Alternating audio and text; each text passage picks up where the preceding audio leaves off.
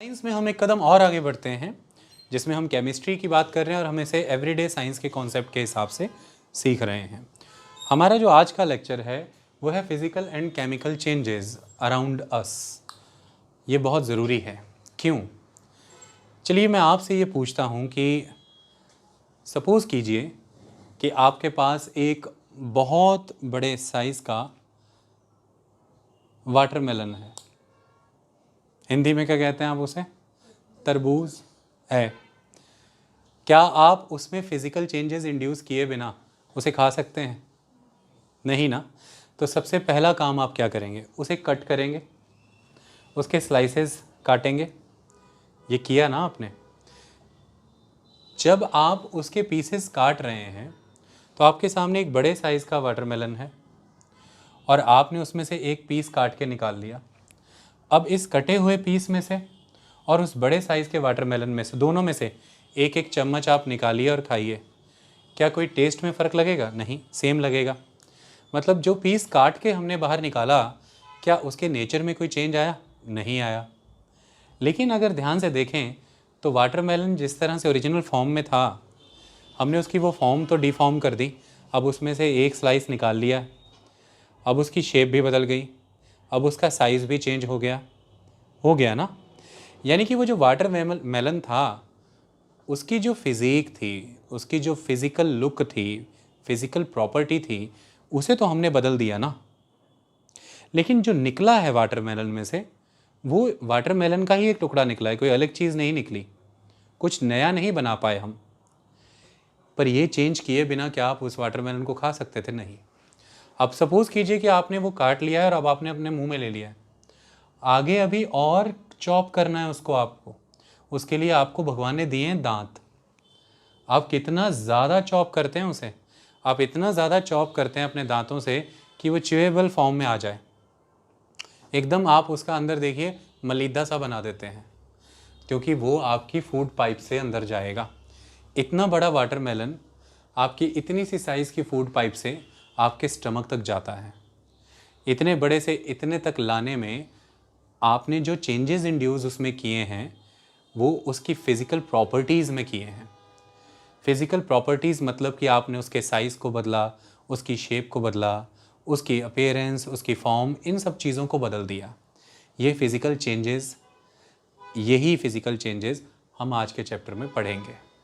Okay, when you are altering the physical property, और कोई नया सब्सटेंस नहीं बन रहा है, सब्सटेंस सेम ही रहेगा, कोई नेचर नहीं चेंज हो रहा है, उसका नेचर भी सेम ही रहेगा। यही फिज़िकल चेंजेस हैं। ओके, पर ये लाइफ को पॉसिबल बनाने के लिए कितने ज़रूरी हैं? क्या इसके बिना लाइफ पॉसिबल है? अगर आप ये ना कर पाएँ तो लाइफ कैसे पॉसिबल हो?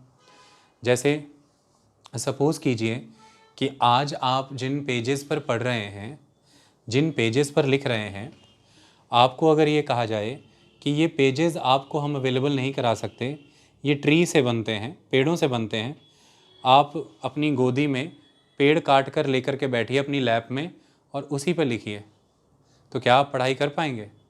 आप जंगलों में जा कर के पहले पेड़ के आसपास बैठे रहेंगे पढ़ने के लिए, या पेड़ काटेंगे? पेड़ गोद में लेके बैठ सकते हैं, वहाँ से क्लास तक पेड़ कैसे लेके आएंगे?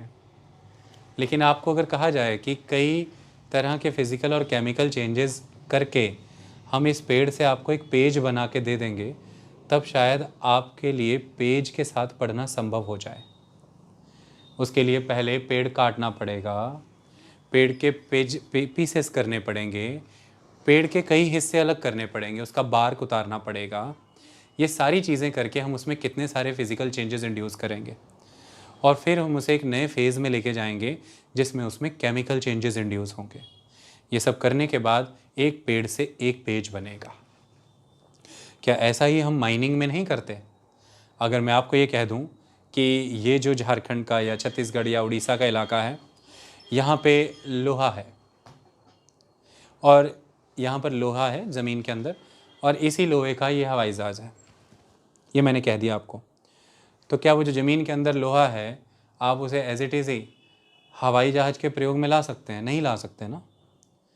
तो कई तरह के फिज़िकल और केमिकल चेंजेस आएंगे जब वो आयरन स्टील की फॉर्म में कन्वर्ट होगा और फिर वो स्टील फर्दर यूटिलाइज होगी एक एरोप्लेन में, गाड़ियों में। आज आपका जीवन ही संभव इस फिजिकल और केमिकल चेंज की प्रक्रिया के कारण है। आपकी चेयर्स, आपके पेन, आपके क्लॉथ, आपका फूड, आपकी लाइटिंग, बिजली, खंबे, आपकी कैंडल्स, हर चीज़ जो है, अगर फिजिकल और केमिकल चेंजेस आपके सराउंडिंग में ना हो रहे हों तो शायद जीवन संभव ना हो पाए। आई बात समझ में? हर मोमेंट में आपके सराउंडिंग में आप कई तरह के फिजिकल एंड केमिकल चेंजेस देख रहे हैं। जैसे उदाहरण के तौर पर, अगर मैं ढक्कन ही ना खोल पाऊँ तो मैं लिखूँगा कैसे? नहीं लिख सकता ना। आप हर रोज़ कई बार दिन में रबर को स्ट्रेच करते होंगे, स्ट्रेच करते हैं ना, उसका साइज़ बड़ा होता है, छोटा होता है। अगर ये ना हो पाए तो आप कितने सारे काम नहीं कर सकते। अगर यही टेंडेंसी ना हो तो कोई गाड़ी ना चल पाए, क्योंकि गाड़ियों की मोटर से काम लेने के लिए हमें उन पर बेल्ट चढ़ानी पड़ती है। और अगर हम रबर की इस टेंडेंसी को यूज़ ना करें कि हम बेल्ट को स्ट्रेच करके एक पुली से दूसरी पुली पर चढ़ाएं, तो क्या कोई मोटर गाड़ी चल पाएगी? बताइए, नहीं चल पाएगी ना। तो इस तरह से रबर को स्ट्रेच कर देना, एक बड़े पेज को छोटे पेजेस में टुकड़ों में काट देना, एक बड़े पेड़ को छोटे टुकड़ों में काट देना, ये सारी चीज़ें, एक बड़े केक को छोटे केक में काट देना, एक बड़े पिज़्ज़ा को छोटे पिज़्ज़ास के पीसेस में काट देना, एक सिंगल पीस रखिए बड़ा, या फिर 6 पीसेस में, 8 पीसेस या 4 पीसेस में काट दीजिए। ये सारे जो चेंजेस आप एवरी डे कर रहे हैं, इनमें बदल क्या रहा है? कहीं शेप बदल रही है, कहीं साइज़ बदल रहा है, कहीं फॉर्म बदल रही है, यही बदल रहा है ना। चेंजेस सिर्फ और सिर्फ फिज़िकल प्रॉपर्टीज़ से एसोसिएटेड हैं और कोई नया सब्सटेंस नहीं बन रहा। पूरा पिज़्ज़ा है सामने, द होल पिज़्ज़ा, या उस पिज़्ज़ा से निकला हुआ एक पीस है, आपने निकाल लिया। दोनों का टेस्ट सेम है, दोनों में मटेरियल सेम है, दोनों का नेचर सेम है, नया सब्सटेंस नहीं बना। एक बड़ा सा ट्री है, आपने उसके 2 हिस्से काट लिए, रख लिए, 2 लॉग हैं अब आपके पास, कोई नया सब्सटेंस नहीं बना, लेकिन बड़े से छोटा हो गया। ये पूरे के पूरे सर्कल से अब शेप चेंज कर गया ना, फॉर्म चेंज हो गई। एक बड़ा सा पेज था आपके पास, ये बड़ा सा पेज हो सकता है एक रेक्टेंगल की शेप में हो, आप इसे कई सारे रेक्टेंगल्स में बांट सकते हैं, बांटते जाइए। वो सारे के सारे पीसेस भी तो पेज ही का काम करेंगे ना, कोई नया सब्सटेंस आप नहीं बना पाए। तो जब हम इस माइंडसेट से चलते हैं कि हम कोई नया सब्सटेंस प्रोड्यूस नहीं कर पा रहे हैं, आउटकम में कुछ नया नहीं आ रहा है, जो मेन सब्सटेंस था, प्रिंसिपल सब्सटेंस था, जब उसमें हम चेंजेस कर रहे हैं तो किसी भी मैनर में उसकी फिज़िकल प्रॉपर्टीज़ में तो चेंजेस आ रहे हैं, लेकिन केमिकल चेंजेस नहीं है जिससे कि कोई नया सब्सटेंस आए। इस वजह से ये फिज़िकल चेंज होते हैं और ऐसे बहुत से चेंजेस आप करते हैं। जैसे उदाहरण के तौर पर, बुक आपसे कैसे कैसे चेंजेस एक्सपेक्ट करती है, मैं आपको पढ़ करके बता देता हूँ, आप खुद ही बताते जाइएगा कि ये चेंज अब कौन सा चेंज है। हमने सिर्फ आपके सामने एक पर्सपेक्टिव रखा फिज़िकल चेंज को लेकर के, जिसमें हमने एम्फेसाइज फिज़िकल प्रॉपर्टीज़ को किया। अब आप खुद बताएंगे कि कौन सा चेंज जो है वो फिज़िकल चेंज है। तो सबसे पहला चेंज आ जाता है कि cut a piece of paper in 4 square pieces. ये फिज़िकल चेंज है या नहीं है? It is a physical change. आपके सामने एक पीस ऑफ पेपर था सिंगल, और ये पीस ऑफ पेपर स्क्वायर था, और आपने 2-3 बड़े स्क्वायर बना दिए और 4 छोटे स्क्वायर बना दिए। तो ये सारा का सारा आपस में वापस तो जुड़ेगा तो नहीं, आप टेप से जोड़ दिए तो चलिए जुड़ भी जाएगा, लेकिन ले दे करके इस पीस में और ये पूरे पेपर में कोई डिफरेंस तो नहीं है, दोनों का नेचर सेम है। बस ये है कि पहले एक सिंगल पेपर का साइज़ था, अब साइज़ छोटा हो गया, लेकिन शेप अभी भी स्क्वायर ही रखी है इसने। ओके, तो such changes are the physical changes. अगला चीज़ है, collect the chalk dust lying on the floor near the chalk board in your classroom. आपके टीचर लिख रहे हैं, चॉक नीचे गिरा, पाउडर गिर जाता है ना अक्सर, नीचे कितना इकट्ठा होता है, सुबह झाड़ू लगा देते थे आके, आप वो सारा इकट्ठा कर लीजिए, वाटर में डिज़ोल्व करिए, धीरे धीरे वो विस्कस हो जाएगा, गाढ़ा हो जाएगा। जब वो पूरा अच्छे से गाढ़ा हो जाए, उसे हाथों में लीजिए और हाथों में लेके उसे जिस तरह से घरों में लड्डू पिन्नियाँ बनाते हैं उस तरह से ऐसे ऐसे वाट दें, बल दें, वापस से सुखा लें, फिर से चौक बन जाएगा। ओके, ये भी फिजिकल चेंज ही है। आप कोई नई चीज़ नहीं बना पाए। आप चौक से लिख रहे थे, चौक ही नीचे गिरा है, उस पाउडर को उठाया तो चौक यहाँ पर एक कंसंट्रेटेड फॉर्म से पाउडर फॉर्म में आ गया। वापस से आपने उसे पानी में मिला के फिर से कंसंट्रेट कर दिया, वो फिर से चौक बन गया। ओके, तो एक फिजिकल चेंज इंड्यूस हुआ। So not at all a chemical change, कोई नया सब्सटेंस नहीं बन पाया। आई बात समझ में? अगला है take some ice in a glass और अ प्लास्टिक टम्बलर। अब आपने एक बर्फ़ का टुकड़ा लिया, प्लेट में रखा या टम्बलर में रखा, थोड़ी देर बीत जाने पर, रूम टेम्परेचर पे ही रख लीजिए, गर्मियों का दिन होगा, थोड़ी देर में आप देखेंगे कि थोड़ी आइस और थोड़ा वाटर दोनों हो जाएंगे। डन। अब यहाँ पर बर्फ़ जो है पानी में बदल गई। क्लियर? अब आप इसे फ्रीज में रख दीजिए, वापस से पानी बर्फ़ में जम जाएगा। तो मतलब यू जनरली जो फिज़िकल चेंजेस होते हैं ये रिवर्सिबल होते हैं। फिज़िकल चेंजेस की एक प्रॉपर्टी क्या है कि ये रिवर्सिबल होते हैं। एक तो फिज़िकल चेंजेस फिज़िकल प्रॉपर्टी में जो बदलाव आ रहे हैं उससे एसोसिएटेड होते हैं, ये कोई नया सब्सटेंस नहीं प्रोड्यूस करते, और ये रिवर्सिबल होते हैं। चौक से चौक पाउडर और चौक पाउडर से फिर से चौक। एक बड़े पेज से कई स्क्वायर बनाए, उन सबको सेलो टेप से फिर जोड़ा तो फिर से नया एक पेज मिला। ओके, आपने आइस का क्यूब लिया, वो गर्म हुआ, थोड़ा पानी बना, थोड़ा आइस, वापस से फ्रीज में रख दिया, वो फिर से आइस बन गया, वापस से वो बर्फ़ बन गया। रिवर्सिबल। ओके, ठीक इसी तरह से अगला एग्जाम्पल है, आप पानी लीजिए, उसे बॉईल कीजिए, तो पानी यहाँ कन्वर्ट होगा, पहले कन्वर्ट हुआ लिक्विड से सॉलिड से लिक्विड में, अब पानी यहाँ लिक्विड से गैस में कन्वर्ट होगा, लिक्विड से गैस में कन्वर्ट होगा। तो पानी बॉईल किया आपने, उसकी स्टीम बनी, और ऊपर आप उल्टा करके पैन रख दीजिए, वो स्टीम उस पैन में कलेक्ट होती रहेगी, और जैसे ही वो पैन थोड़ा सा ठंडा होता दिखेगा, ड्रॉप बन बन करके वापस से पानी मग में गिरता रहेगा। यानी कि आपने लिक्विड को गैस में बदला, उसे कलेक्ट कर लिया, गैस फिर से लिक्विड में बदल गई।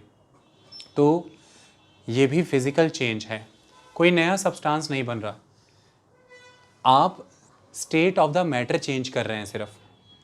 वो सॉलिड से लिक्विड, लिक्विड से गैस बन रही है, वापस गैस से लिक्विड, लिक्विड से सॉलिड बन जाएगी।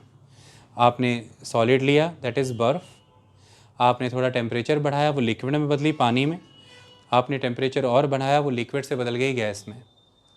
आपने गैस एक जार में कलेक्ट कर ली ऊपर, वो थोड़ा सा टेम्परेचर उसका घटाइए तो वो गैस कंडेंस होकर के वापस बदलेगी लिक्विड में, थोड़ा टेम्परेचर और घटाइए, वो लिक्विड वापस बदल जाएगा आइस में। आइस से लिक्विड, लिक्विड से गैस तक, यानी कि सॉलिड से लिक्विड, लिक्विड से गैस तक एक चीज़ परमानेंट थी, वो ये थी कि बेस में पानी ही था, बेस में पानी था। तो सॉलिड स्टेट में भी आपके पास वाटर ही था, लिक्विड स्टेट में भी आपके पास वाटर ही था, और गैसियस स्टेट में भी, मॉइस्चर स्टेट में भी आपके पास वाटर ही था। तो आइस, वाटर एंड मॉइस्चर, तीनों का बेस जो मूल है वो तो पानी ही है। नेचर नहीं बदला, चेंजेस आए तो फिज़िकल प्रॉपर्टी में, और फिज़िकल प्रॉपर्टी में शेप, साइज़, फॉर्म, अपीयरेंस, इनके साथ साथ एक चेंज और आ जाता है, that is the matter of the state. Matter of the state ये भी फिज़िकल प्रॉपर्टी का हिस्सा होता है। सॉलिड से लिक्विड, लिक्विड से गैस, ये स्टेट चेंज होना है किसी मैटर का, बिना किसी नए सब्सटेंस को जन्म दिए, बिना किसी नए सब्सटेंस को जन्म दिए matter of the state change हो रहा है, sorry, state of the matter change हो रहा है।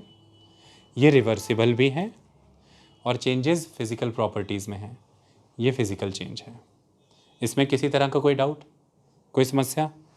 अगली कहानी समझिए, अगला एक और चेंज बताएंगे। Boil some water in a container, ये मैं आपको करा चुका। अब जो कहानी है, this is hold a used hacksaw. वैसे हम जब आरी की बात करते हैं, अक्सर कई बार हेक्सा भी कह देते हैं, हेक्सा नॉर्मल सैनर में, but the word is hack और सा। ओके, आप पहले हैक करें फिर सॉ। ओके, हैक, जैसे हम कोई चीज़ हैक करते हैं तो इट इज़ धंधे फंसाना। पहला रूल क्या है? धंधे फंसाना। तो इसलिए अक्सर आप देखेंगे कि आरी जब चलाते हैं हम, पहले हम पीछे खींचते हैं, हम हैक करते हैं वुड को, फिर हम सॉ करते हैं, काटते हैं, कटाई करते हैं, हैक सॉ। तो इसलिए उसे हैक्सा कहते हैं। अब वो ये कह रहे हैं कि जो एक आरी है उसके आगे लंबा सा हैक्सा ब्लेड लगा रहता है ना। अब हैक्सा ब्लेड लीजिए, टंग मने की जो कैंची है या कुछ भी है प्लास, उसमें फंसाइए और उसे आग पर रखिए। जहाँ पर कैंडल की फ्लेम होगी आप देखेंगे कि हेक्सा की वो स्ट्रिप रेड हो जाएगी, रेड हो जाएगा कलर उसका, लाल जैसी जल रही हो। आप फ्लेम से हटाइए, वो वापस से अपने ओरिजिनल कलर में आ जाएगी। तो change in colour, change in size, change in shape, change in form, change in the state of the matter, changes are generally reversible, and all such changes are the physical changes in the physical properties. और physical properties में changes induce करके जो substances आप achieve कर रहे हैं वो physical change से मिलने वाले सब्सटेंसेस हैं। दैट्स ऑल, इसमें कुछ नया नहीं है।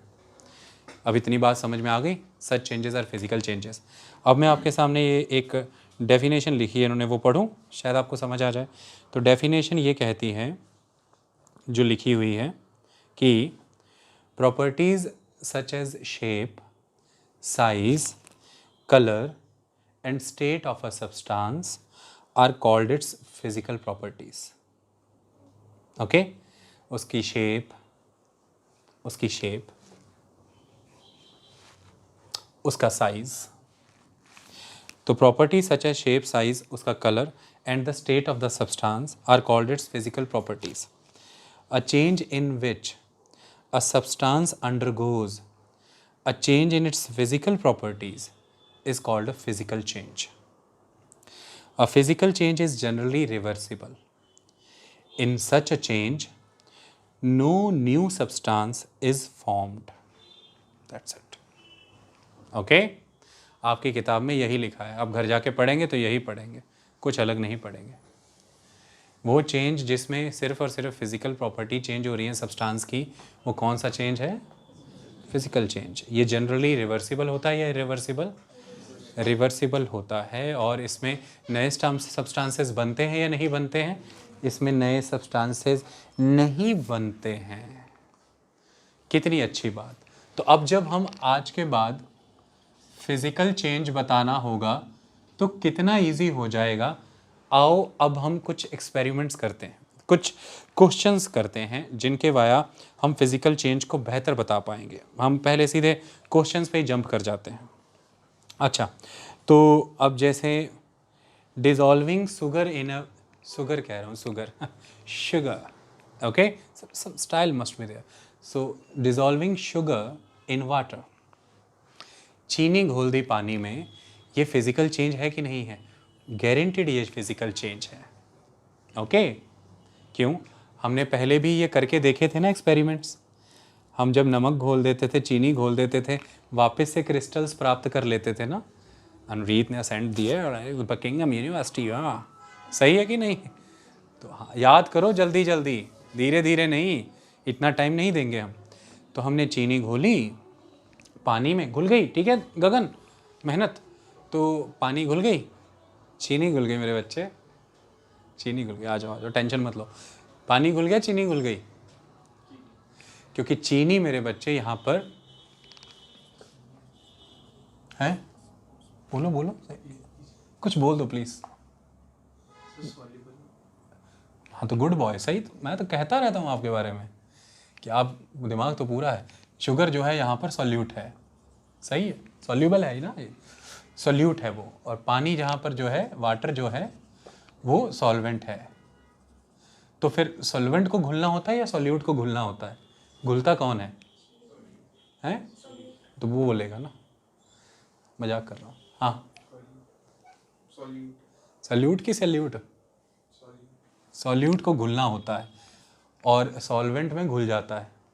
सॉल्वेंट सॉल्यूट को क्या कराता है? डिज़ोल्व। क्या कराता है? डिज़ोल्व। और सॉल्यूट की ये टेंडेंसी होती है कि वो घुल जाएगा, दैट इज सॉल्युबिलिटी। सॉल्यूट की ये जो डिग्री है, ये टेंडेंसी है कि वो घुल जाएगा, इट इज सॉल्युबिलिटी। तो शुगर फिर सॉल्यूबल है कि नहीं? शुगर सॉल्यूबल है, गुड बॉय। और सैंड नहीं है। और water as a solvent sand को डिसॉल्व करा सकता है? क्यों? क्योंकि वो सॉल्यूबल। अच्छी, गुड बॉय, ये भी अच्छा हो रहा है अब तो। आज का सेशन जो किया है उसके बाद काफ़ी इंप्रूवमेंट हो गई है ना? चलो वेरी गुड। तो शुगर जब as a solute water as a solvent में घुल गई, तो अब हमारे सामने जो निकल के आएगा वो क्या निकल के आएगा? सॉल्यूशन। शुगर सॉल्यूशन आ गया ना हमारे पास। हम पिछली केमिस्ट्री भी रिकॉल कर रहे थे, देखो कितना अच्छा लग रहा है। अब आप अगर इसे गर्म करेंगे, इस शुगर सॉल्यूशन को अगर गर्म करेंगे, तो कौन इवेपोरेट होगा? चीनी इवेपोरेट होगी कि पानी? सॉल्यूट इवेपोरेट होता है या सॉल्वेंट? यहाँ पे सॉल्वेंट, इस केस में सॉल्वेंट इवेपोरेट हो जाएगा।